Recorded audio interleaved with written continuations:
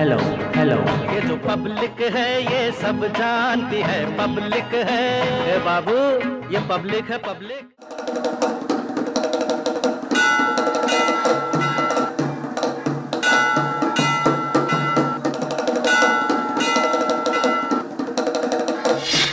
गंगा जी के पावन तट पर स्थित मां विंध्याचल मंदिर में हजारों वर्षों से जो भक्तों की आस्था है वो जुड़ी हुई है। पौराणिक काल से यहाँ पर बड़ी संख्या में जो श्रद्धालु है वो मां के दर्शन के लिए पहुँचते हैं और आज हम उसी मंदिर में मौजूद हैं और हमारे साथ मौजूद हैं मंदिर के कुछ पुजारी जो बताएंगे इस मंदिर का पौराणिक इतिहास और क्या कुछ मौजूदा व्यवस्था अभी चल रही है। हमारे साथ विद्यानंद जी मौजूद हैं, मुख्य पुजारी हैं। सबसे पहले आपसे पौराणिक इतिहास, खास तौर से जब हम इस मंदिर की बात करते हैं, वो क्या है? यहाँ माँ विंध्यवासिनी का स्वरूप विराजमान है। ये अनादिकाल से है। जब सृष्टि में कुछ भी नहीं था तो यहाँ पे इनका एक श्री यंत्र था, भगवती का श्री यंत्र था। उस श्री यंत्र के द्वारा यहाँ ऋषि मुनि जो रहते थे वो उनका तप जब पूजा अर्चन करते थे। उसके बाद जैसे जैसे समय बढ़ता गया, आप देख रहे हैं कि यहाँ आबादी इतनी तेज बढ़ गई है। आज भगवती यहाँ स्वरूप हैं, विराजमान हैं। उनका चारों आरती में श्रृंगार पूजन होता है और यहाँ वैदिक मान्यता है कि यहाँ आने से सभी पापों का नष्ट हो जाता है, मुक्ति हो जाती है और माँ विंध्यवासिनी धाम में जो भी अपनी अर्जी लगाता है निश्चित ही समय पे वो जरूर पूरी होती है। पुजारी जी, जो जब माँ सती हुई थी और उनके जो शरीर के अंग थे वो कई जगहों पे गिरे और वो शक्तिपीठ के तौर पे स्थापित हुए। अगर हम इस जगह की बात करें तो यहाँ को लेकर क्या कोई वो अंग भी गिरा था? नहीं, यहाँ माँ पूर्णतः विराजमान है। यहाँ माँ का कोई अंग नहीं गिरा था। यहाँ माँ पूर्णतः विराजमान है और यहाँ माँ का जो पूजा होता है वो कन्या अवस्था में होता है। यहाँ कन्या पूजन होती है माँ का, क्योंकि माँ तो हमारी जो भगवती हैं उनका विवाह नहीं हुआ है, ये कुंवारी हैं और यहाँ कन्या पूजन में का ही महत्व होता है। यहाँ यही वजह है कि इस जगह की महिमा जो है वो और भी अधिक बढ़ी गई है, क्योंकि ये पूर्णतः जो स्वरूप है माँ का वो यहाँ पर विराजित है। जी, यहाँ माँ पूर्णतः स्वरूप अपने श्री यंत्र में विराजमान करके स्वयं बैठी हैं। यहाँ त्रिकोण दर्शन का महत्व होता है। यहाँ महालक्ष्मी, महाकाली, महासरस्वती ये तीन कोण में विराजमान हैं। इनका ये त्रिकोण का महत्व होता है यहाँ पे। यहाँ जो विंध्याचल में आता है माँ भगवती का दर्शन करता है, माता विंध्यवासिनी का दर्शन करता है, महाकाली का दर्शन करता है, महासरस्वती का दर्शन करता है। आप विंध्य क्षेत्र में चारों तरफ से आप कि कोई न कोई पौराणिक मंदिर हैं जो आपको देखने को मिलेगा। वहाँ सब लोग अपने सभी भक्त लोग अपना अर्जी प्रदान करते हैं। पुराणों की बात करें तो खास तौर से मार्कंडे पुराण में भी इस बात का जिक्र है कि महिषासुर का वध करने वाली माँ विंध्यवासिनी ही थी। जी, आप दुर्गा सरस्वती जब अध्ययन करेंगे तो उसमें ये लिखा हुआ है कि महिषासुर, रक्तबीज, मधुकैटभ, चंडमुंड ये सभी दानवों को संहार करने वाली माता भगवती हैं। और वो जब इन लोग को आप जैसा कि आपको हम बता दें आज कि महिषासुर यहाँ माँ विंध्यवासिनी के धाम में हैं, उनको रखा गया है। ये जब महिषासुर का वध हो रहा था तो वो माँ से एक इच्छा थी कि माँ आप हमारा वध कर रही हैं तो हमारी भी एक छोटी सी इच्छा है, आप उसको ज़रूर पूर्ण करें। तो माँ भगवती ने उनको कहा ठीक है, इच्छा उनको प्रदान किया, जिससे कि वो बोली कि आप हमारा वध कीजिए पर हमें अपने पास रखिए। इसलिए माँ भगवती के धाम में यहाँ आज भी महिषासुर का धड़ रखा हुआ है। पुराणों में इसका जिक्र है, यही वजह है कि यहाँ पर जो आस्था है वो कहीं अधिक बढ़ जाती है।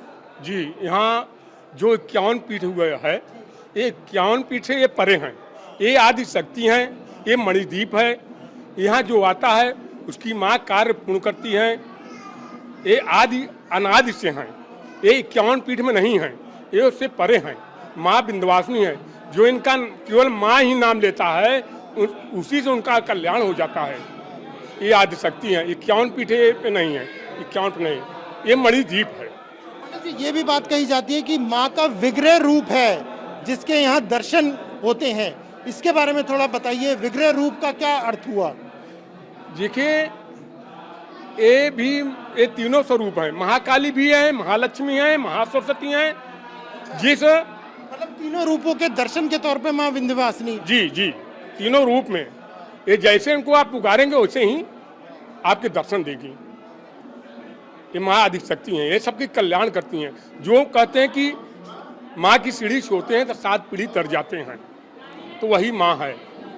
ये आदिशक्ति हैं, ये जगदम्बा है, ये माता सबकी कल्याण करती, जो आता है उसकी मुरादें पूरा करती है माँ। एक तो पुराणों की बात जो हम कर रहे थे, एक तो ये बात हुई कि महिषासुर का वध इन्होंने किया था, और भी क्या कोई पौराणिक कथा है माँ विंध्यवासिनी को लेकर? यहाँ बहुत सी ऐसी बातें हैं जो माँ विंध्यवासिनी धाम में कहा गया है। जैसे कि जब चंडमुंड का माँ वध की थी तो चंडमुंड बोले माँ से कि माँ, हम भी तो आपके प्रिय पुत्र हैं और आपने देवताओं को इतना वरदान दिया, हम भी तो आप ही के पुत्र हैं। तो माँ चंडमुंड जब संहार कर रही थी तो उनका आखिरी इच्छा ये था कि माँ आप हमारा संहार तो कर रही हैं पर हमें अपने सीने से लगा के रखिएगा। तो आज जो माँ मुंड माला पहनती हैं वो चंडमुंड का है। जब माँ उनका संहार की थी तो वही माला उनका बना के सर का अपने ऊपर धारण कर ली थी, जिससे उनका नाम चामुंडा भी विख्यात हो गया है। आप तो मुख्य पुजारी हैं, तो यहाँ पर क्या कुछ किस तरीके से प्रथा है पूजा अर्चना की? कपाट कितने बजे खुलते हैं? दिन में कितनी बार आरती होती है? यहाँ दिन में 4 बार आरती होती है। मंगला आरती, रात्रि आरती, छोटी आरती, बड़ी आरती, 4 आरती होती हैं। एक सुबह 4 से 5 मंगला आरती होती हैं, दोपहर 12 से 1:30 रात्रि आरती होती है, 7:15 से 8:15 छोटी आरती और 8:30 9:30 से 10:30 बड़ी आरती शयन आरती होती है ये। इसके बाद माँ का मंदिर 12 बजे तक खुला रहता है, उसके बाद कपाट बंद कर दिया जाता है। अभी जहाँ पे मैं मौजूद हूँ ये मंदिर का ऊपरी भाग है और यहाँ पे भी आप देख पा रहे होंगे कि बड़ी संख्या में जो भक्त हैं वो पूजा अर्चना यहाँ पर करा रहे हैं, संकल्प यहाँ पर दिलवाया जा रहा है। क्या कुछ यहाँ पर जो पूजा अर्चना की जा रही है वो क्या? जजमान आते हैं, सच्चंडी पाठ कराते हैं, विवाह कराते हैं, यज्ञोपवीत कराते हैं, कथा पुराण होता है। जो आते हैं वो उस जजमान का कार्य पूर्ण माँ करती है। ये यहाँ पर इसी तरीके से कितना यहाँ पर जो लोग हैं वो खास तौर पर कौन सी पूजा के लिए यहाँ पर आया जाता है और कौन सी पूजा यहाँ पर करवाई जाती है? यहाँ पे सबसे ज़्यादा तो दुर्गा पाठ का महत्व है। दुर्गा सप्तशती का पाठ यहाँ निरंतर चलता रहता है। प्रतिदिन जजमान हजारों की संख्या में यहाँ दुर्गा सप्तशती का पाठ और माता के और भी तमाम पाठ यहाँ करते रहते हैं। हमने ये भी देखा कि कुछ लोग यहाँ पर मुंडन भी करवा रहे हैं, कुछ लोग अपने बच्चों को भी लेके आते हैं, वो भी प्रथा यहाँ पर है क्या? जी जी जी, जिनकी माँ यहाँ कुल देवी हैं, जिनकी तो वो अपने बच्चों का मुंडन, अपने परिवार का मुंडन यहीं पे करवाते हैं। यहाँ जनेऊ भी होता है, मुंडन भी होता है जी। एक और जो पौराणिक कथा है कि मनु ने भी यहाँ पर पूजा करी थी कई सौ वर्ष और उसके बाद उन्होंने यहाँ पर अवतार लिया था। क्या इस बारे में भी कोई ऐसी भी कथा है क्या? जी ज़रूर है। मनु माँ के बहुत बड़े भक्त थे और उन्होंने माँ का बहुत साधना किया, तप किया, जप किया। माँ उनसे प्रसन्न हुई थी, उनको वरदान दिया था। और यहाँ पे आप विंध्य क्षेत्र में आप जब घूमेंगे, भ्रमण करेंगे तो आपको यहाँ पे एक से एक सिद्ध संत मिलेंगे। वो यहाँ की गुफाओं में रहते हैं, वो सिर्फ भगवती में विलीन रहते हैं। उनका जप तप और हवन ये सब उनका केवल क्रिया रहता है। वो अपने क्रिया से केवल माँ के शरण में केवल अर्चन करते रहते हैं। अब क्योंकि इस जगह का भी विकास हो रहा है, कॉरिडोर, विंध्य कॉरिडोर की जो शुरुआत है वो हो चुकी है। आप पुजारी हैं, बड़ी संख्या में यहाँ पर जो पंडित हैं, पुजारी हैं, वर्षों से, सैकड़ों वर्षों से यहाँ रह रहे हैं। आप किस तरीके से देखते हैं ये जो अब विकास कार्य यहाँ पर शुरू किया गया है? नहीं, कॉरिडोर ठीक है, कॉरिडोर विकास के लिए ठीक है, आम पब्लिक जो आती थी उन लोग के लिए। पर जो कॉरिडोर बनाया गया उसका तरीका गलत था। हम भी कहते हैं कि भाई विकास हो, हर जगह विकास हो रहा है, विंध्याचल भी विकास हो, पर जो विकास का तरीका था वो बिल्कुल ही बेढंग। गलत किस तरीके से आप बता रहे हैं? गलत इस तरीके से था कि जैसे आपको किसी की ज़मीन लेनी थी, आप मुआवजा 2 गुना करके देते। आप काशी में देखे हैं कि मुआवजा कितना मिला है सबको। जहाँ 1 गुना मिलना था वहाँ 4 गुना मुआवजा मिला है। यहाँ उतना भी नहीं मिला है मुआवजा। आप हमारी पूरी घर ले रहे हैं। आप हमको 10 लाख 20 लाख दे के बगल कर देंगे, ये हमारी कहाँ से हो पाएगी। क्या ये समस्या है यहाँ पर, यहाँ के जो रहने वाले लोग हैं उनके बीच में? बिल्कुल, ये हमेशा कई न्यूज़ के माध्यम से हम लोग देखते रहते हैं। यहाँ पे लोगों के प्रति ये आक्रोश है कि यहाँ पे जो भूमि का अधिग्रहण हुआ ये गलत तरीके से हुआ है। ये हमेशा समस्या बनी हुई है जब से विंध्य कॉरिडोर का यहाँ से निर्माण हो रहा है। और ये विंध्य कॉरिडोर यहाँ पे सभी लोग इसका स्वागत करते हैं, मगर इसको भी देखते हुए ये भी देखना होता है कि जनता के लिए कितना लाभकारी है और कहाँ तक जनता को ये नुकसान पहुँचा रहा है और कहाँ हम कितना कम क्षति में हम इस पूरे कॉरिडोर को बनाने का काम करेंगे। यहाँ पे इसलिए जनता के प्रति आक्रोश व्याप्त है। और इसका ये जैसा कि आप जान ही रहे हैं, चुनाव भी चल रहा है, तो जनता को इसको लेकर मलाल है दिल में। जी बिल्कुल। आपका भी यही मानना है? जी मान रहे हैं। यहाँ जो दुकान गया है, मकान गया है, घर गया है, सबका मुआवजा सही नहीं मिला है, जबरदस्ती ले गया है। वो कहाँ जाएंगे? जिसके पास मकान था, दुकान था, वो कहाँ जाएंगे? सरकार का यहाँ तो ज़मीन बहुत है, ये सरकार को ज़मीन देना चाहिए, अधिक से अधिक मुआवजा देना चाहिए। ये सरकार नहीं दिया, केवल निकाल दिए जबरदस्ती। उनके पास मुकदमा लिखा गया जबरदस्ती और नज़र बंद कर दिया गया। लेकिन फिर ये है ना, संतुष्टि तो कभी भी नहीं की जा सकती। कोई भी नहीं चाहेगा कि उसका घर जाए, दुकान जाए, चाहे कितना ही मुआवजा भी मिले। तो ऐसे में जो कॉरिडोर बन रहा है वो कभी बन भी नहीं पाता, जैसे हम काशी में देख रहे हैं। नहीं बनेगा, इसका विरोध नहीं कर रहे हैं आप, हम इसका विरोध नहीं कर रहे हैं। तो उनको मुआवजा देना चाहिए चाहिए कायदे से, और ज़मीन देना चाहिए कम से कम। वो जिंदगी भर यात्री के हित में, समाज के हित में, मंदिर के हित में जो भी कदम उठेगा, ये पूरे पंडा समाज एक साथ मिल के खड़ा होता है। चाहे कभी भी कोई भी आपदा आई हो, यहाँ पूरा पंडा समाज एक साथ खड़ा होके कंधे से कंधे मिलाकर चलने का काम करते हैं। कोई भी हो, यहाँ के पंडा समाज ही नहीं, अन्य वर्ग भी हो, यहाँ बनिया समाज भी हैं, यादव समाज भी हैं, आपका शेड्यूल कास्ट भी हैं, जो कि सबका जीविकोपार्जन मंदिर से ही जुड़ा हुआ है।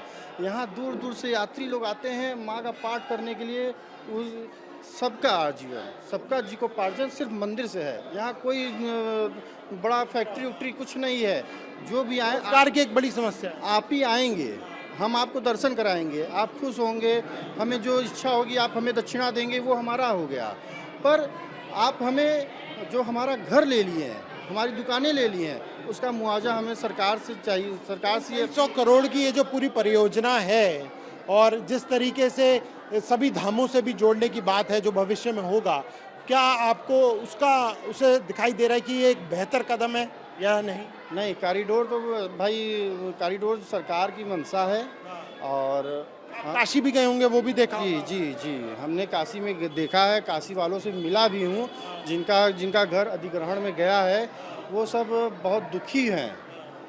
उन लोग को भी, कुछ लोग ऐसे हैं जिनको राजनीतिक के कारण उतना मुआवजा नहीं मिला, जो आज बहुत बड़ी उनकी समस्या है। आज आप बताइए, हमारा घर ले लिए, हमारी बहनें बिटियां हैं, हम 50 लाख आप हमको दे दिए, हम उनकी शादी कराएं, पढ़ाए हैं, कि हम अपने ऊपर देखें कि हम अपना नया घर बनाएं। हम क्या करें? आप हमें बताइए, हम 50 लाख में करेंगे क्या?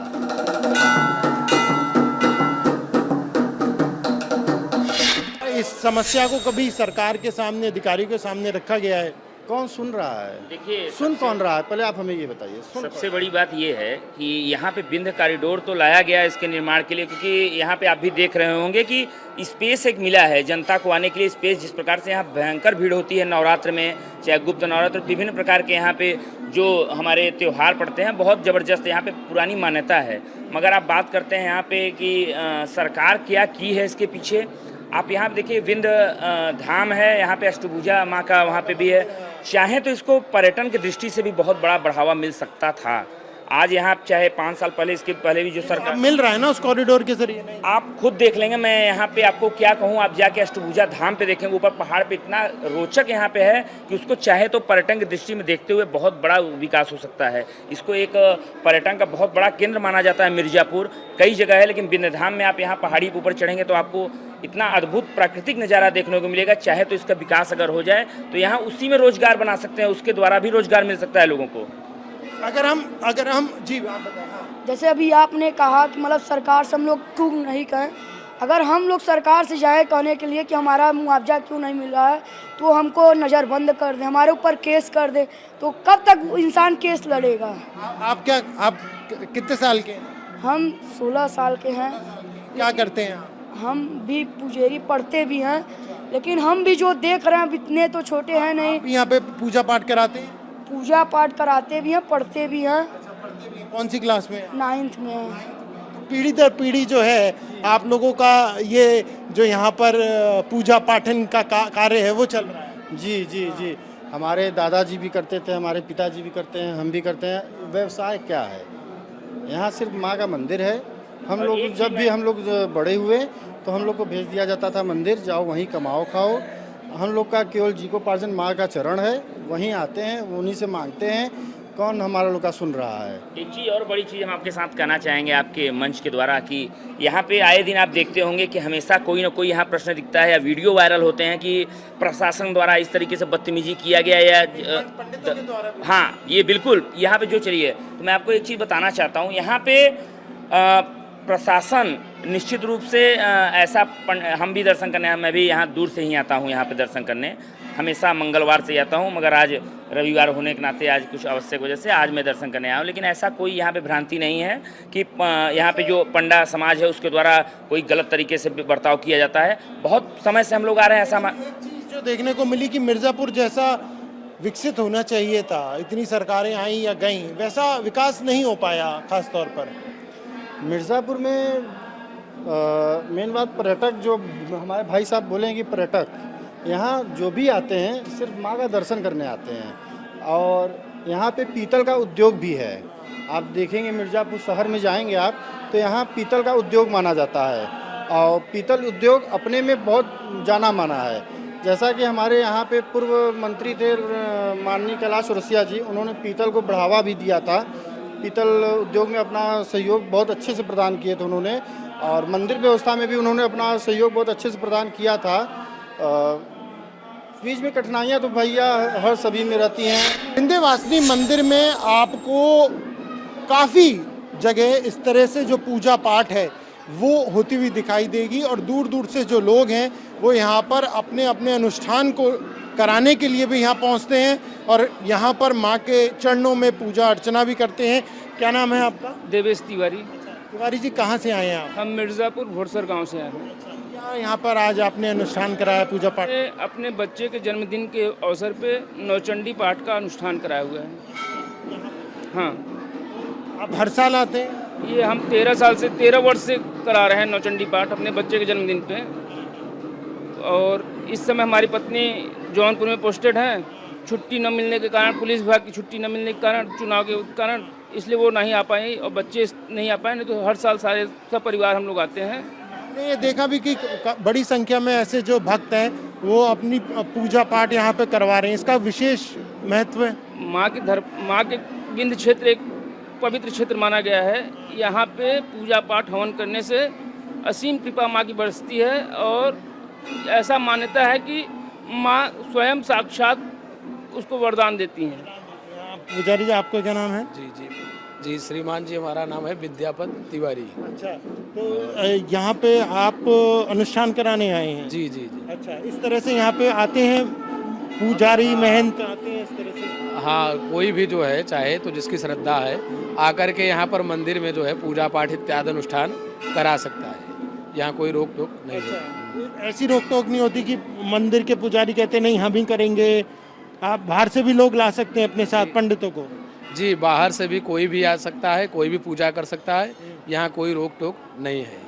ये अच्छी बात है, क्योंकि कई जगह देखा जाता है मंदिर के अंदर वो कहते हैं हमारे ही पुजारी करेंगे। ऐसा यहाँ पे कुछ नहीं है। यहाँ पे आप हमारे कुल पुरोहित जी हैं, हम उनको ला के अपने गाँव से लाए हुए हैं और यहाँ पूजा पाठ कर। ऐसा कोई बाउंडेशन नहीं है यहाँ पे कि मंदिर का ही पुजारी होगा। आप कहीं से भी पुजारी को अपना अरेंज करके पूजा पाठ करा सकते हैं। ये शक्ति पीठ है एक, तो इस वजह से पूजा का काफ़ी अधिक महत्व हो जाता होगा।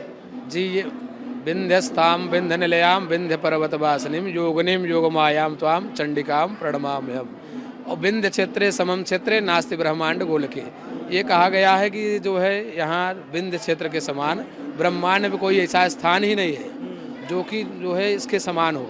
और ये सिद्धपीठ है, जितने भी ऋषिगण हुए हैं सभी को यहीं से सिद्धि मिली है, विंध्य क्षेत्र से ही। और यहाँ ऐसा जो है पवित्र स्थान कहीं पर आपको नहीं मिलेगा जो कि माँ का तीनों जो है रूप जो है महाकाली, महालक्ष्मी, महासरस्वती, तीनों रूप, और इसके साथ साथ गंगा माँ जो है माँ के चरणों को धुलते हुए जा रही हैं। ऐसा स्थान आपको कहीं देखने को नहीं मिलेगा जहाँ की तीनों विराजमान हो देवियाँ। महत्वपूर्ण बात ये कि खुद ही विग्रह रूप में माँ यहाँ पे यहाँ अब जो है स्वयं जो है नंद गोप गृह जाता यशोदा गर्भ समवा ततस्तौ नाशिष्यामि विंध्याचल निवासिनी। माँ स्वयं जो है साक्षात यहाँ जो है अवतार ली हैं, यहाँ जो है इसलिए विशेष महत्व है यहाँ का। बहुत ही अच्छी तरह यहाँ पर बताया पंडित जी ने कि किस तरह से इस जगह का महत्व है और क्यों यहाँ पर जो भक्तों का सैलाब है वो उमड़ता है।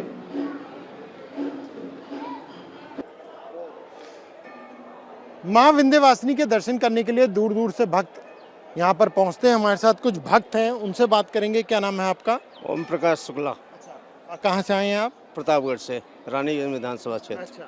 जी। तो शुक्ला जी ये बताइए, अब यहाँ पर जिस तरह से कॉरिडोर के बनाने की बात हो रही है, इसे आम भक्त किस तरीके से देखता है? बहुत अच्छा सोचते हैं, बहुत अच्छा काम हो रहा है, बहुत अच्छी व्यवस्था है, भाजपा का काम बहुत बढ़िया है।